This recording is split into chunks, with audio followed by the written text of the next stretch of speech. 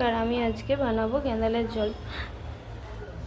তো এখানে আমি পটল, আলু আর পেঁপে, গাজর নিয়েছি। তো আমি এই সবজিটাকে ভেজে নেব। এখানে নিয়েছি গেঁদাল পাতা আর আধটা পেঁয়াজ কুচি, কয়েকটা রসুন কুচি আর একটু সামান্য আদা পেস্ট। আমি এটা দিয়ে দেবো। এখানে সবজিটা ভেজে নেব।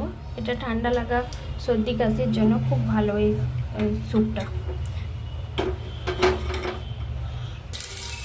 এখানে আমি সবজিগুলো সব দিয়ে ভেজে নেব। সামান্য একটু হলুদ দেবো আর 1 চামচ নুন দিয়ে দেবো, 1 চামচ আদার পেস্ট দিয়ে দেবো, একটু ধনে জিরে গুঁড়ো দিয়ে দেবো। যেখান থেকে পেস্টটা বেটে নিয়ে করেছি এটা আমি দিয়ে দেবো।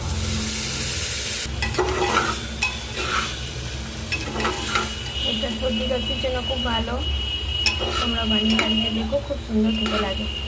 গেঁদালের স্যুপটা খুব ভালো হয়, খুব উপকার। একটা কাঁচা লঙ্কা তো ভাজা হয়ে গেছে। আমি এবার জল ঢেলে দেবো। এরপর এটা 3টে সিটি দেবো। তো তোমরা আমার মতন এইভাবে বানিয়ে দেখো, কেমন লাগলো অতি অবশ্যই জানাবে কেমন লাগলো। এটা খুব সুন্দর উপকার জিনিস। ওকে, বাই, টাটা।